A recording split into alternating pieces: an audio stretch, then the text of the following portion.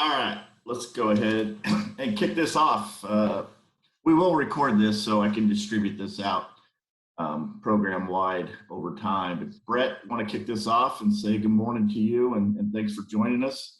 Um, and also to our Clipper guys. You guys are up early here on a Saturday morning, probably wishing you were either getting a little extra sleep or possibly being out on the ball field working at your craft. So appreciate you guys rallying for the moment here this morning. We'll spend about 30 minutes just talking through some different topics with Brett. I'm going to kick it off with just kind of a little introduction. Um, I've known Brett for quite a few years, and he's a local guy that grew up here in Temecula.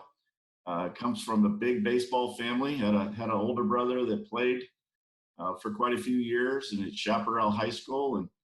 And Brett, one thing I think you went to Bella Vista Middle School. Is that correct?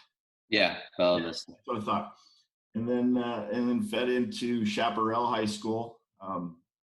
And was able to progress on to college and then currently in the minor leagues. So wanted to kick off kind of your days at Chaparral and playing for the Clipper organization in the summer and some of your experiences during those times and kind of moving forward from there. So I remember, and just a little tidbit, I was coaching as an assistant at Chaparral, and Brett was coming in as an incoming freshman, and we certainly knew about Brett and his talents and how he could contribute to the program.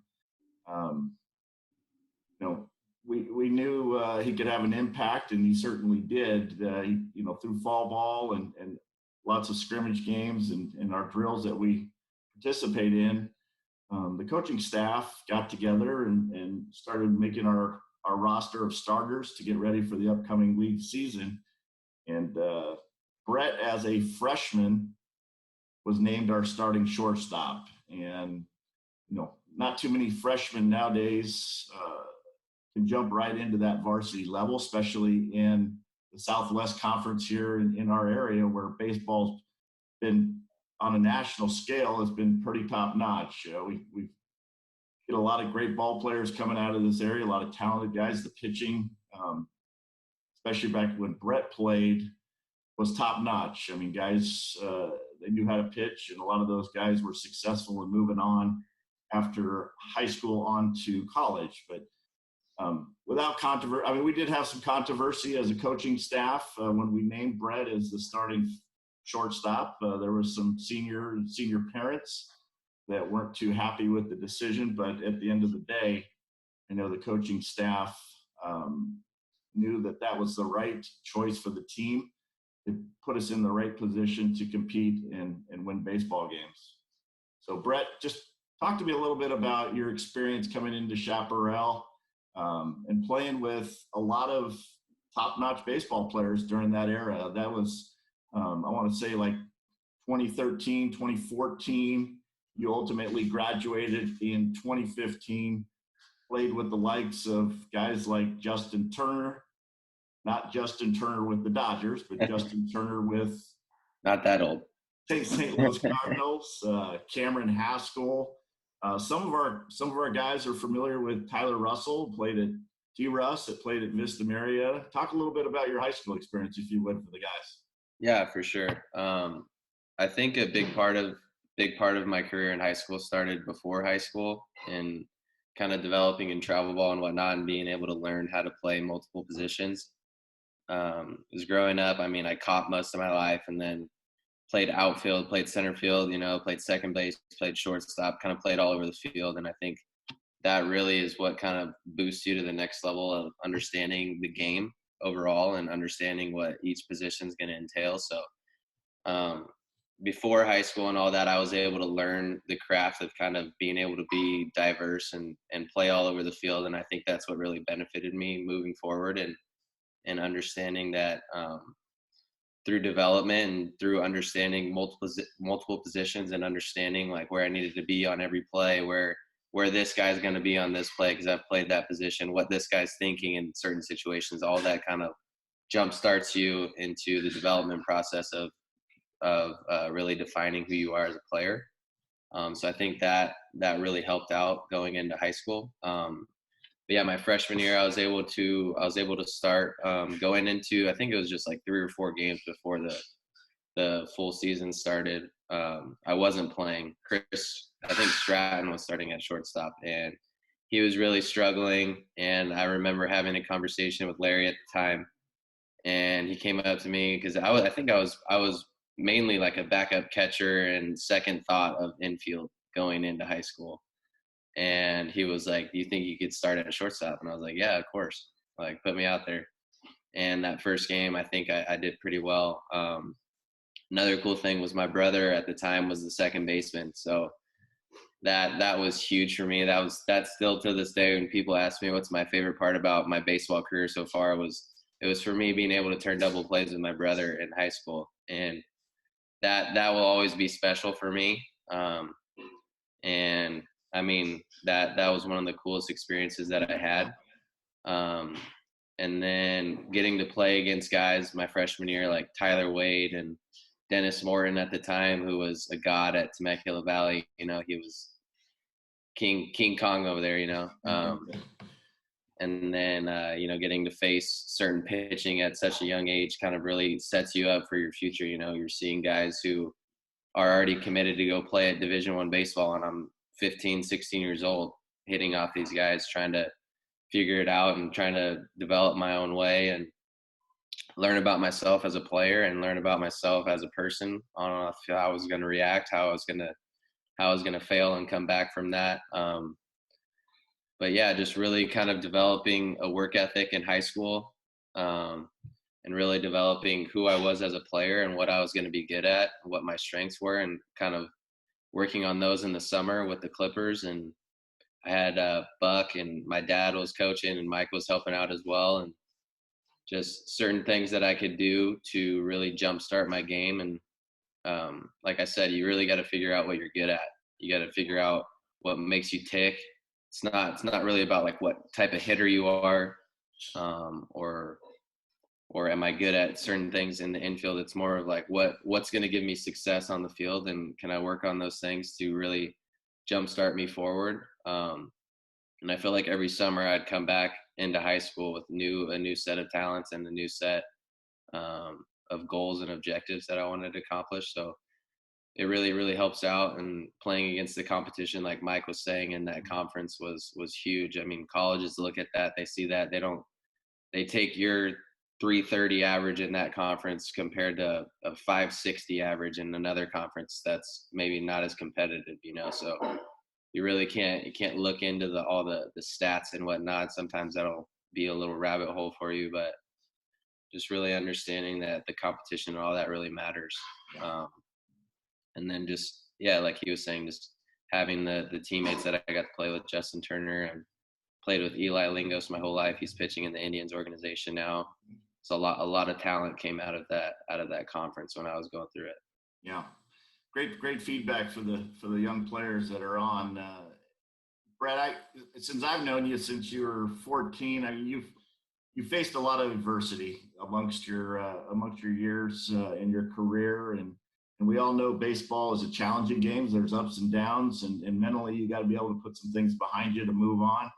I remember your senior year, you got sick and you came down with pneumonia, and it was right in the middle of the season. And I think it was actually diagnosed as MRSA, and you ended up spending roughly 15 days in the hospital. And in all seriousness, it was life threatening. I mean, it was to a point where it was kind of touch and go and really hard on your family and all the fans and friends. But talk to a little bit about, after you got the clearance coming out from the doctors, and you were right in the middle of league season. I know you had a big game against Vista Marietta, a couple hits, and actually turned a double play to seal the win against Vista during a time that Vista was just a complete powerhouse. So it was a big win for Chaparral baseball. But how about, talking to the kids about facing adversity and things not going your way and putting them behind you? Yeah. That was a big year for me, because that summer, I had a really good summer. I had a lot of pro scouts talking to me about being drafted and having a decision to make, because I had committed to University of San Diego at that time.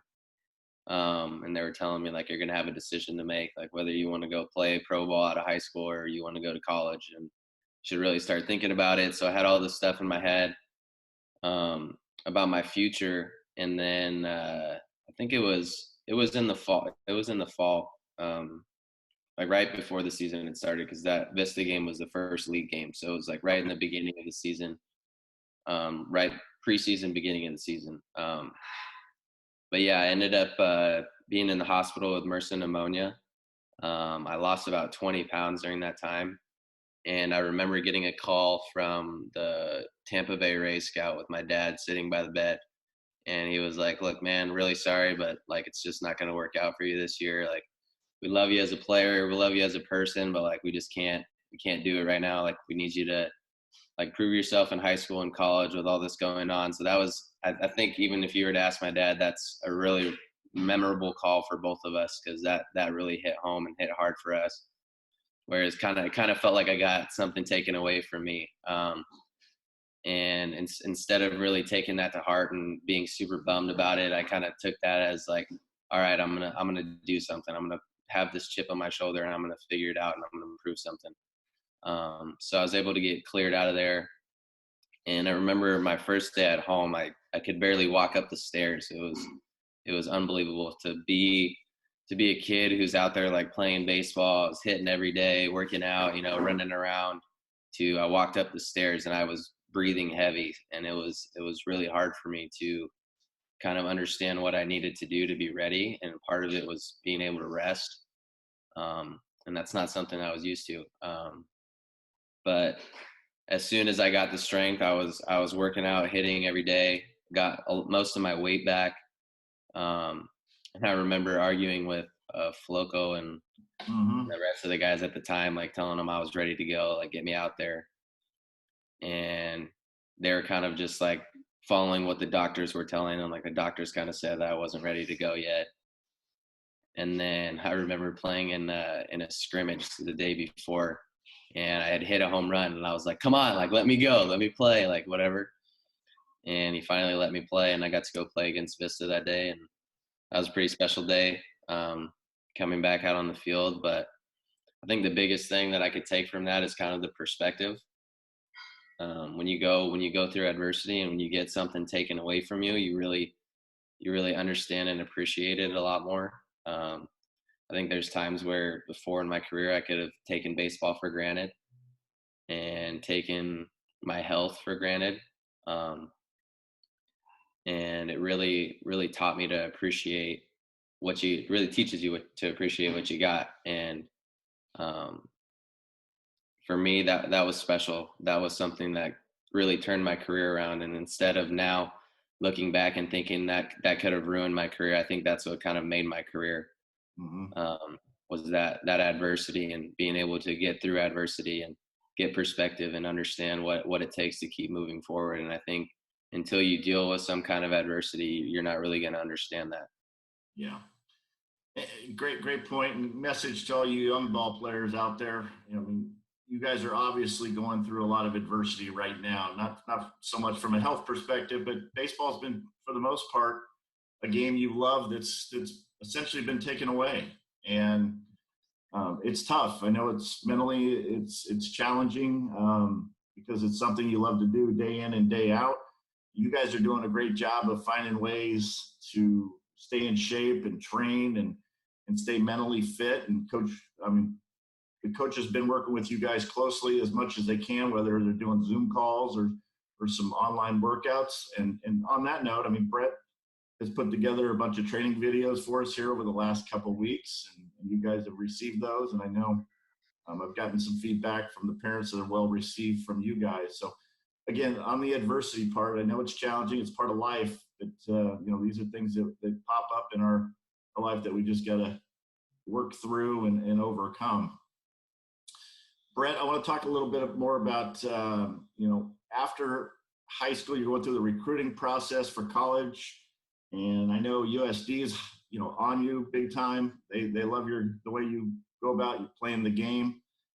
If I'm not mistaken, I think Notre Dame, Hawaii, and a few others were very interested. Can you talk a little bit about the recruiting process for the kids and kind of what you experienced, and then talk a little bit about your um, your career at USD and kind of overall the camaraderie with the guys, both at the high school level and the collegiate level, and the friendships you've built as something that is super important, and the game of baseball brings to all of us the relationships Yeah. that we endure. Yeah, for sure. I'll start with the recruiting process. For me, it was a little bit different. I committed, I think it was my sophomore year. My sophomore year, I had a verbal commit to USD. But yeah, you were saying at the time, I was talking to Notre Dame in Hawaii, and a couple other local schools were interested, like Northridge, SDSU, all the smaller, not smaller, but the local Cal States and whatnot. But yeah, we had a tournament out in Carlsbad. I think it was the first time USD saw me play, and I think they were there to watch a pitcher. I had a good game at the plate, had a good game on defense. Buck was good friends with the pitching coach over there, and after he saw me play, he started talking to Buck and asking him about me, and then they had the head coach come out. Rich came out to the next two tournaments. And then after that, I got invited to what I thought was just an unofficial visit. We were going to tour the campus, whatnot. I was a sophomore. I wasn't expecting anything. And he sat me and my dad down and was like, all right, this is what we're going to offer you. You got 2 weeks basically to answer. I was like, what? 16 years old. What do you mean? And me and my dad were scheduled. We were going to go out and watch a Notre Dame football game. They were going to fly us out there and stuff. So I don't know. It was really conflicting time. I was sick to my stomach, not knowing what to do. But ultimately I knew after being at that field and walking and seeing the wall that they have over there with all the big league and minor league players that have come out of there, that's where I needed to be. And if I wanted to really progress my career to be a professional player, that I thought that was the best place for me to do it. And yeah, so I committed there. But I'd say with the recruiting process, you never know who's watching you. I know you hear that a million times, but you really don't. You never know who's out there. There was times where we were out at Chaparral High School, and there was a guy sitting behind the bleachers who looked just like a regular guy. I had no idea who he was. And I remember asking somebody one day, like, do you know who that guy is? And he's like, yeah, that's a scout for the White Sox. Just sitting at your high school practice, just sitting there watching you do monotonous drills, see what you're doing when no one's looking. So there really is someone always watching you. And there's always people who are gonna give feedback to guys who aren't there to watch you. So your coaches and whatnot. It's really important to always be respectful and be a good teammate. Going off being a good teammate, like you're gonna build some insane relationships throughout high school and college. High school, it's tough because when you get into college, you kind of learn who you are as a person. You start to develop more. You're getting more into your years where, all right, this is who I'm going to be. This is what I'm going to do. This is who I'm going to end up with, whether it be your wife, whoever it's going to be. In high school, you're still pretty immature at the time, and you don't really know where your life's going. They don't know where their life's going. So you'll keep some friends at your core, but you'll lose a lot. But the camaraderie that you have with your teammates in high school and college is incomparable to anything that you're going to have as far as relationships go. I'm still in a group chat with 5 guys that I played with since I'm 5 years old. We talk about stocks, we talk about video games, we talk about baseball. We're still in a group chat today, and we text every day. But you're just going to have those lifelong relationships. And then you wanted me to get into the college career? Yeah, if you don't mind, just talk a little bit about kind of the daily routine being a student athlete at USD. Oh yeah, it's definitely more rigorous than you think. You think you're a good student, and then you get to college and try to play baseball at the same time, and you get a little bit of a wake up call. In high school, I was a 4.0 student. Got all my work done, was able to do baseball at the same time. For me, it was more I wanted to knock everything out and have time to play baseball and practice, So I was pretty good about staying on top of my schoolwork throughout high school. but it's nowhere near compared to the type of work you're going to get into when you get into college. Especially at USD, it's a private school. We didn't have a single online class, so I was in class for five classes, so it's 3 classes a day, pretty much 2 to 3 classes a day and like we're in there in school for 4 hours a day. And that's extremely difficult to do in college and try to play baseball. But yeah, my freshman year, I remember I went into it, and I'm going to be completely honest with you guys. My first year, I think I had like a 2.6 and just barely eligible to play. And it wasn't that I was slacking. It was that the time to actually succeed in college was completely different from what I understood it to be. And you're a freshman, so you want to prove yourself. You want to do everything you can to put in extra work on the field, and be ready to go and be a player that can really impact the team right out of the gate. And sometimes the schoolwork can get away from you, and it's a lot harder to catch up in college than it is in high school. And I learned that the hard way. Um, but yeah, going into my freshman year, I wasn't really sure of what my role was going to be.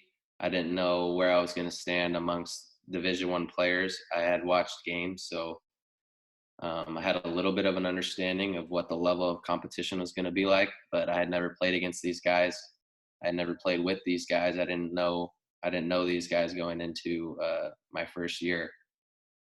And then things started to develop. I mean, I remember the coach, he was bagging on me for the longest time because of the MRSA pneumonia thing, and got hit in the face in summer ball before I got to USD, and went blind in my left eye for 2 weeks, and just nothing was going right going into my college career. And then I remember watching some of these guys play, and I was thinking to myself, like, man, I can play this year. Like I got a chance to start. Um, and I put the work in. I put my head down. Um, put in extra time in the cage, getting extra ground balls. Um, I think a big part of it too is developing relationships with the staff and letting them know you as a person, not just a player, because then they can really start to feel for you and understand things that you're going through. But USD, they did a great job, the coaches there, of really making you feel comfortable. The only one who didn't some of the time was Rich. He's scary sometimes. uh, but yeah, I remember my freshman year, he was super hard on me because he saw a lot of potential in me. I started my freshman year at USD at second base. But yeah, I remember practices going into the fall, days before we were going to start our first game. The entire practice, he would stand behind me while I was taking ground balls. If I miss one, Bewley, that's one. No, you're like just little things, just trying to get in my head mentally.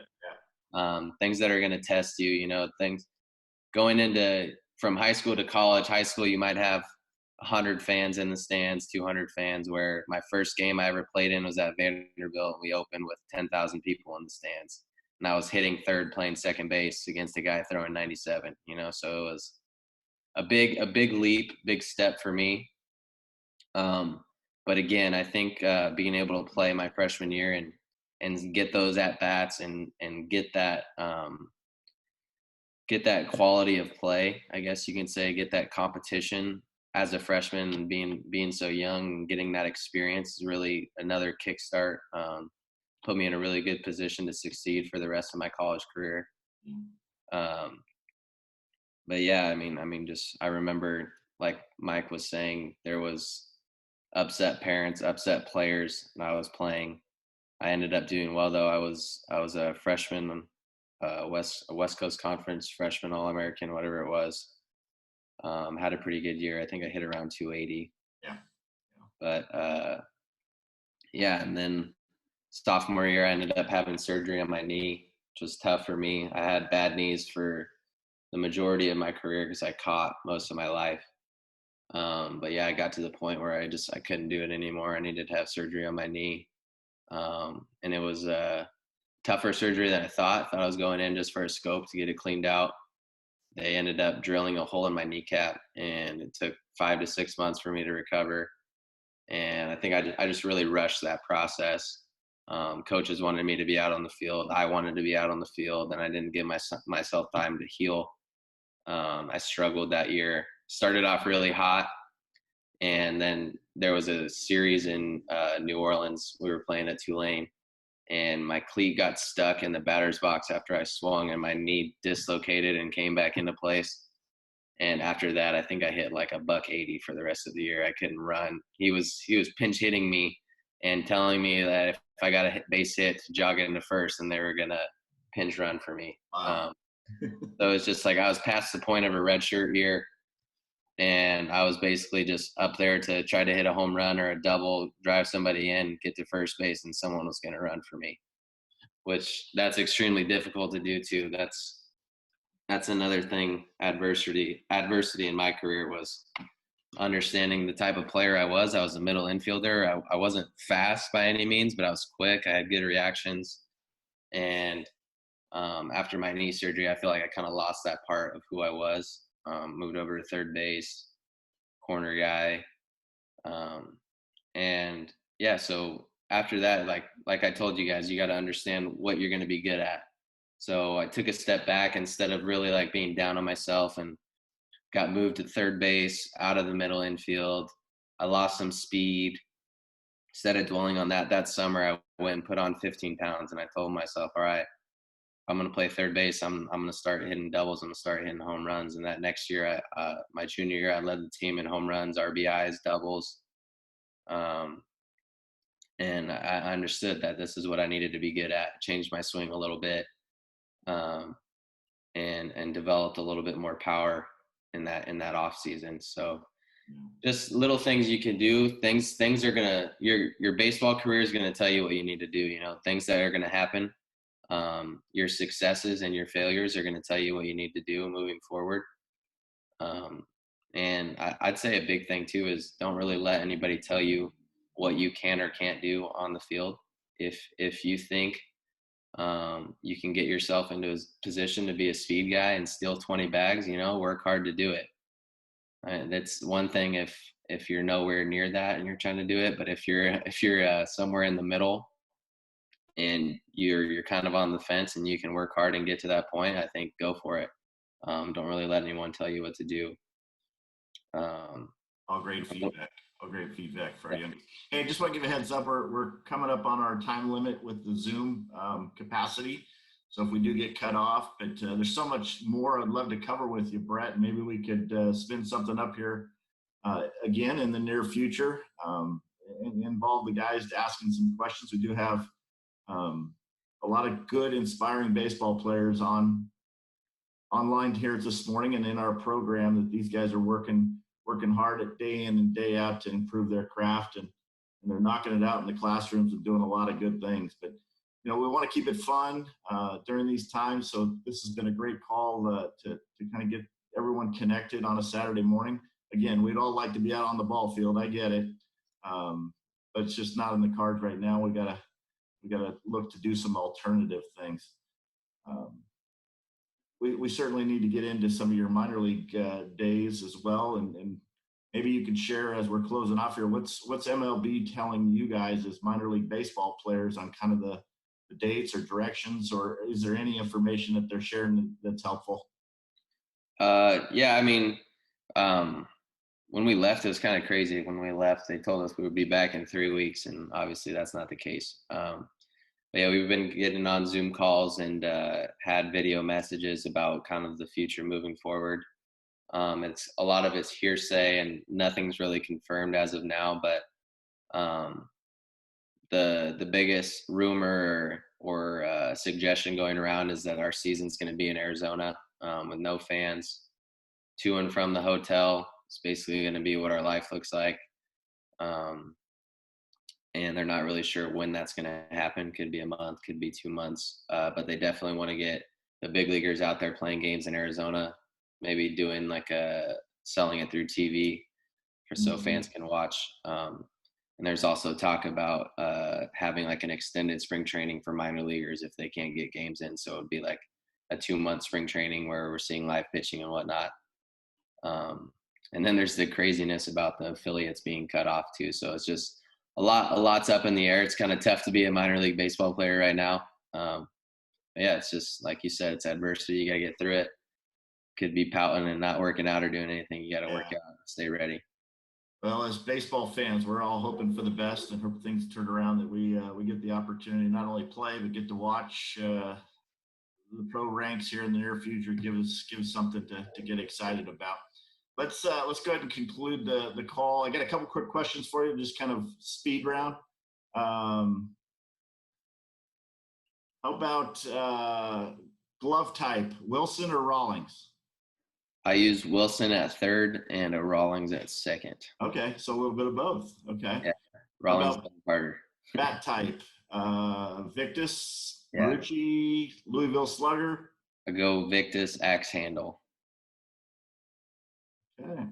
Now, I know you spent a little time in Lexington in the minor leagues. Lexington or Temecula? Which one do you prefer? Temecula. Lexington. Okay. Not a whole lot to do. Okay. You can play baseball, right, in Lexington? Yeah. Okay. In-N-Out Burger or Five Guys? In-N-Out. Okay. For sure. All right. Hey, all good fun. Guys, I want you to know that the Bewley family has been a big part of the Clipper program.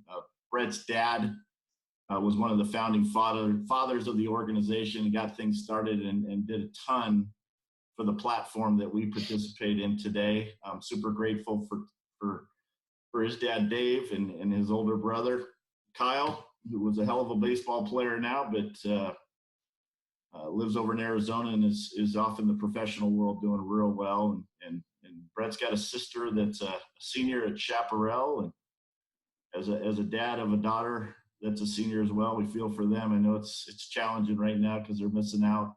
I think actually tonight is prom night. It should have been prom night, at least for Temecula Valley. That's not happening. So, Brett, can't thank you enough for jumping on and sharing with the guys. All great feedback. Hope to do this real soon again and throw some more questions at you, but wish you all the best and hope things work out and you're back on the field soon. Thank you. And thank you guys for having me. I appreciate it. One quick thing I wanted to say was I feel for you guys with those guys losing your senior year. That's really tough. Try not to let it get you down too much. I'm sure there's going to be a lot of opportunities to go out and play. I know a lot of community colleges and other colleges are going to be looking for players. It's a tough time for them as well because they're losing a lot of guys as well. So don't let that knock you down. Let it kind of pick you up and get a chip on your shoulder. Great feedback. You guys have any quick questions until we sign off? If so, go ahead and jump in. Keegan? No? Bennett?